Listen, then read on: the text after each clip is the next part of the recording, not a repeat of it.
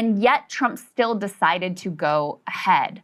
What is the calculus that he was making here that led him to take what, already appears to be catastrophic actions? Right, okay. So this is the key question. Why do they do this? I think there are three possibilities, okay? And I think all three possibilities are valid. The first is the idea of hubris. If you look at history, this is how empires behave. So the Mindoro kidnapping was quick, successful, and it was adrenaline rush for Trump.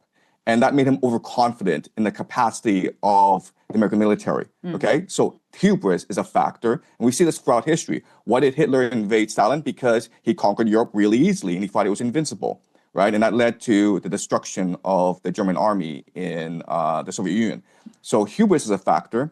Then you have to look at internal political calculus, where even though America does not benefit from this war against Iran, Trump himself personally benefits. Why? Because the Saudis and the Israelis are bribing him to attack Iran. Remember that the Saudis invested $2 billion in the private equity fund of Jared Kushner, who is the son-in-law of Donald Trump.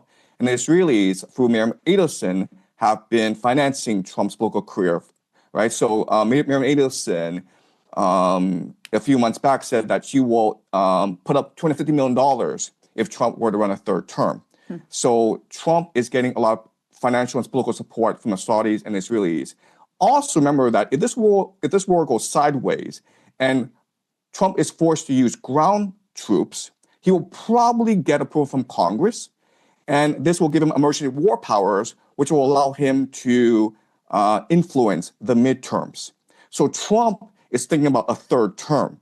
And I think at the ballot box, he probably won't get it. But if there's a war going on and you can delay elections and you have emergency war powers and people rally around the flag, then he probably will get a third term. And the last factor that is very important is the eschatological factor, where if you look at the Epstein files, it's clear that we are run by secret societies. It's clear that the world is run by these individuals who have a lot of power. We don't know who they are, but they control the military. They control the national security apparatus. And these people, there are different names for these people. You can call them the Illuminati. And the Illuminati are composed of three major groups, okay? You have the Jesuits, who control the Vatican. You have the Sephardim Frankists, which control the modern state of Israel today. And you have the Freemasons, which control the national security apparatus of the United States. And they believe that Israel, this war in the Middle East, is key to the end times in creating heaven on earth.